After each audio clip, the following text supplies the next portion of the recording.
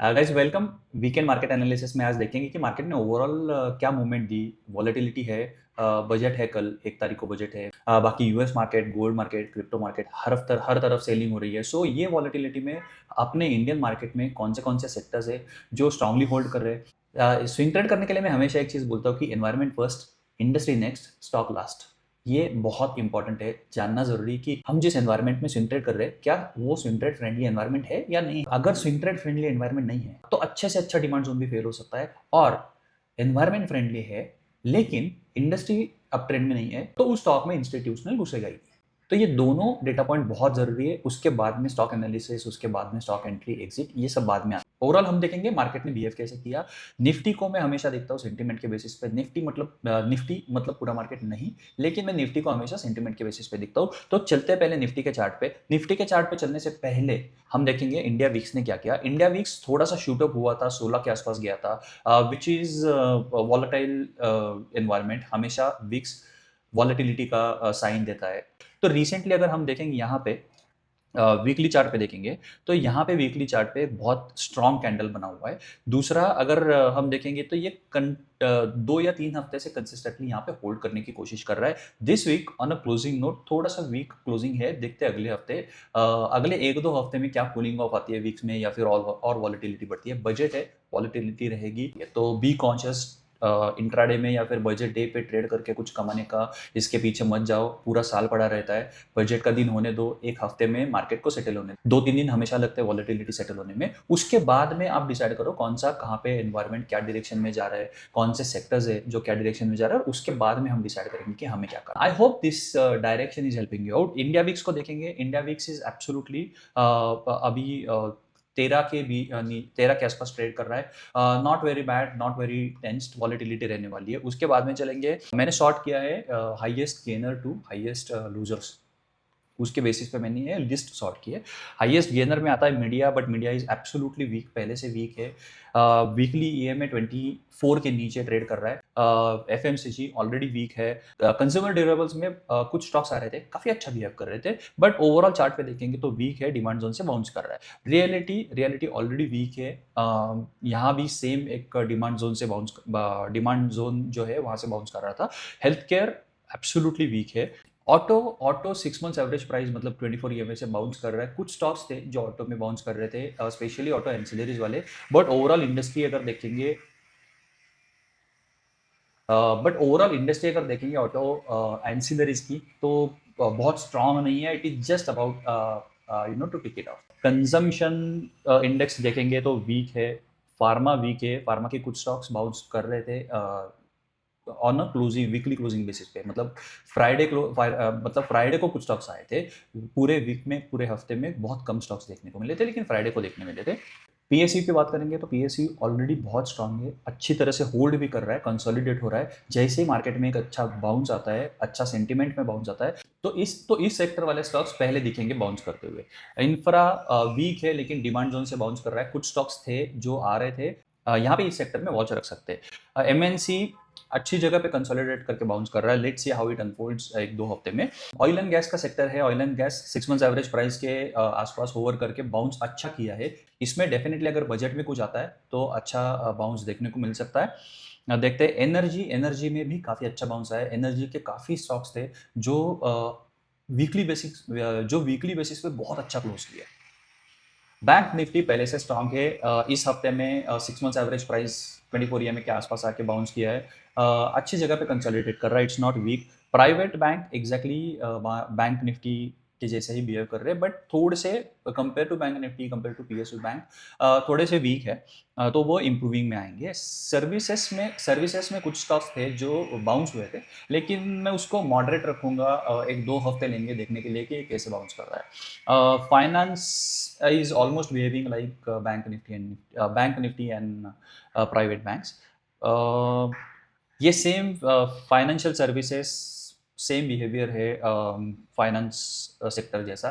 Dividend opportunity है ना, मैं इसमें ट्रेड नहीं करता हूँ, लेकिन सेक्टर एनालिसिस करना है तो ये बहुत अच्छी जगह कंसोलिडेट कर रहा है। और यहाँ से उसमें इन वाले स्टॉक्स में अगर कुछ न्यूज़ आती है तो यहाँ से काफ़ी अच्छा बाउंस देखने को मिल सकता है। आईटी सेक्टर एक 2 हफ्ते पहले काफ़ी अच्छा बाउंस कर रहा था। अब आप वीकली कैंडल भी देख सकते हो, लेकिन यहाँ पे होल्ड कर रहा है। Some stocks definitely they are bouncing, but strength नहीं है अभी भी, बहुत सारे स्टॉक्स ऊपर नहीं आ रहे। सो आई विल इसमें से 2-3 स्टॉक्स है काफ़ी अच्छा बाउंस किए। Commodity and metal, commodity compare to metal, commodities holding up well. Metal इस बार बहुत बहुत गिरा है। सो इसमें थोड़ा-सा कॉन्शियस रहना ज़रूरी है। ये न्यूज़ बेसिस पे भी है। बजट में क्या आता है देखते हैं, but there are good amount of stocks जो अभी भी अच्छी जगह पे होल्ड कर रहे हैं और अच्छा रिएक्शन भी दे रहे हैं। सो लेट्स सी बजट में क्या आता है। This is the first time ever मैंने बजट में ऐसा देखा है कि 2-3 हफ्ते या फिर महीने भर पहले से कुछ क्लैरिटी नहीं थी। अदरवाइज़ हमेशा ऐसा होता है कि आपको 1 महीने पहले से उस स्टॉक्स में, उस सेक्टर्स में बाइंग देखने को मिलती है एंड वहाँ पे आपको एक अच्छा ओवरऑल अंडरस्टैंडिंग मिलता है कि इस डायरेक्शन में बजट कहीं कहीं पे आ सकता है। लेकिन इस बार इतने सालों में इस बार पहली बार ऐसा हो रहा है कि यहाँ पे कुछ क्लैरिटी नहीं मिल रही है। तो बजट बेसिस पे मैंने कुछ ट्रेड नहीं लिए हैं। I will just keep quiet and see कि एग्ज़ैक्टली क्या कैसे बिहेवियर आता है बजट में, क्या रिएक्शन आती है, और उसके 1-2 हफ्ते बाद उसके 1-2 दिन बाद हम देखेंगे कि क्या हमें क्या पोज़ीशन बनानी है या फिर आगे क्या होता है। देखो, बजट एक इवेंट है। मार्केट ना हमेशा कोई भी इवेंट को पहले ही अंडरस्टैंड करके उसके हिसाब से अपना स्टांस बना लेता है। तो बजट के दिन कुछ मूवमेंट होगी, बजट के बाद एग्ज़ैक्टली उस वीक में, उस दिन पे ऐसा कुछ होगा, ये बहुत कम बार हुआ है। आई रिमेंबर 2021 में जब बजट आया था, उस टाइम पे बहुत बड़ी मूवमेंट हुई। उसके बाद में भी वो मूवमेंट कंटिन्यू रही। तो एक अंडरस्टैंडिंग तो डेफ़िनिटली बना के रखो कि उस दिन, एक दिन के मूवमेंट पे कुछ नहीं होता है। Let market settle, let market decides कि उसको आगे क्या करना है, और उसके बाद में हम अपना मूव उसके हिसाब से कर लेंगे। ये आप जो चार्ट पे देख रहे हो ना, तो ये मेरा एक सेक्टर एनालिसिस का स्विंग वाला जब मैं पोजीशन लेता हूँ, तो उसके हिसाब से ये मैं पहले अंडरस्टैंड करता हूँ कि अम, कौन से सेक्टर में क्या-क्या हो रहा है। तो ये मेरे पास एक लेआउट बना हुआ है, और ये 97 मिनट का टाइम फ्रेम है, जिसके ऊपर जो आप ये एरोज़ दिख रहे हैं, ये एक स्विंग ट्रेड एनवायरनमेंट करके एक मेरा इंडिकेटर है, ये वाला। तो मैं इसमें जो भी सेक्टर है उसका यहाँ पे नाम डालता हूँ। आप कोई भी सेक्टर का नाम डाल सकते हो, या फिर कोई भी स्टॉक का भी नाम डाल सकते हो, कोई भी इंडेक्स का भी नाम डाल सकते हो कंपेयर करने के लिए। और फिर वो यहाँ पे जिस इंडिकेटर का यहाँ पे जिस सेक्टर का, जिस इंडेक्स का नाम है, वो उसके हिसाब से ये आयरोस आपको निकाल के देगा। तो ये मैं हमेशा ओपन रखता हूँ ये दोनों, कि एग्जैक्टली यहाँ पे क्या हो रहा है। मेजर 8 सेक्टर्स है, यहाँ पे क्या हो रहा है और यहाँ पे क्या हो रहा है। तो मैं ये हमेशा देखता हूँ कि स्विंग ट्रेड लेने से पहले ये मैं इसको रेफर करता हूँ। डेली और वीकली एनालिसिस में इस वाले लेआउट पे करता हूँ। ये वाला लेआउट भी मैं आपको दिखाता हूँ। ये वाला लेआउट है, वीकली है, डेली है और 1 एच है। और 1 एच पे आप यहाँ पे वापस वही देख रहे हो, जो सिग्नल्स दिख रहे हैं वो स्विंग ट्रेड एनवायरनमेंट वाले इंडिकेटर से आ रहे हैं। एक सायरमा करके स्टॉक था,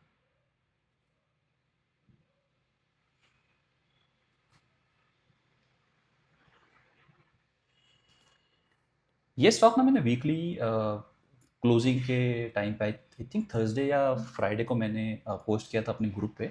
आप जाके इसका चेक कर लेना। मैं पहले आपको वीकली पे इसका ओवरऑल अंडरस्टैंडिंग दिखा देता हूँ। अगर आप वीकली पे देखोगे तो डिमांड काफ़ी अच्छा डेवलप हो रहा है।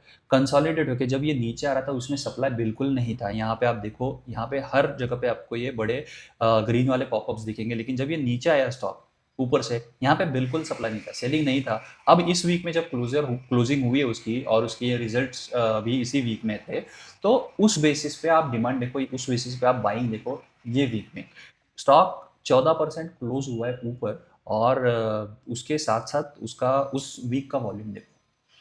ये कहाँ पे आ रहा है, जो प्रीवियस डिमांड जोन था। आप पहले से स्टॉक की रैली देखो कैसे हो रही है। जब नीचे आ रहा था, सप्लाई नहीं है, ऊपर जा रहा है, उसमें डिमांड डेवलप हो रहा है। ये डिमांड सिर्फ और सिर्फ इंस्टीट्यूशन ही क्रिएट कर सकता है, और जो बाइंग इंस्टीट्यूशंस और बड़े प्लेयर करते हैं वो वीकली चार्ट पे क्लियरली विजिबल होते हैं। अब चलते हैं डेली चार्ट पे। डेली चार्ट पे हमें क्या करना चाहिए, मैं क्या इसको देखूंगा। अगर मैं इन्वेस्टमेंट के लिए ले रहा हूँ तो डेफिनेटली मैं इसको ट्रेंचेस में बाय करूंगा, और अगर मैं स्विंग ट्रेड के लिए ले रहा हूँ तो मैं ऐसी जगह देखूंगा जैसे ये वाला पॉइंट हो गया। जैसे ये वाला पॉइंट हो गया, यहाँ पे क्या हुआ है, स्टॉक यहाँ से रैली करके ऊपर गया, कंसोलिडेट किया, नीचे आया, और यहाँ पे मेरे को एक लो रिस्क ऑफर की उसने। Low risk entry is the most important thing in swing trade. मैं हमेशा सब मेंबर्स को बोलता हूँ, और बहुत सारे मेंबर्स इसको अडॉप्ट करके काफ़ी पैसा बचा रहे हैं। कि आप किसी भी बड़े प्लेयर से और किसी भी इंस्टीट्यूशन से जाके पूछो मार्केट में अप्रोच क्या होना चाहिए, उनका सबसे पहला आंसर आता है कि मार्केट में तो मार्केट में पैसे बचाना ये पहला अप्रोच होना चाहिए, और उसके बाद में आप कौन सी सिस्टम यूज करते हो जिससे आपको पैसा बढ़ेगा ये देखना है। लेकिन पैसे बचाना is the most important thing in market, अगर आपको सर्वाइव करके इस बिजनेस को सालों साल चलाना है। मैं सिर्फ चार्ट बेसिस पे एंट्री नहीं लेता हूँ, मैं DBQ मेथोडोलॉजी यूज करता हूँ। D for demand supply, B for basic fundamentals and Q for quarterly progress. ये तीनों चीजें अगर अलाइन है और उसके बाद में मेरे को डिमांड का कंफर्मेशन चार्ट पे दिख रहा है तो मैं चार्ट में एंट्री लेता हूँ। ये एनालिसिस सीखने के लिए भले ही टाइम जाए, लेकिन एनालिसिस एक बार आप कॉन्सेप्ट सीख लो, हर स्टॉक का एनालिसिस करने के लिए आपको 1 से 1.5 मिनट का टाइम लगता है। तो मुश्किल नहीं है, बहुत आसान है and very easy to learn. So I hope this helps you. See you in the next video. Bye bye, see you.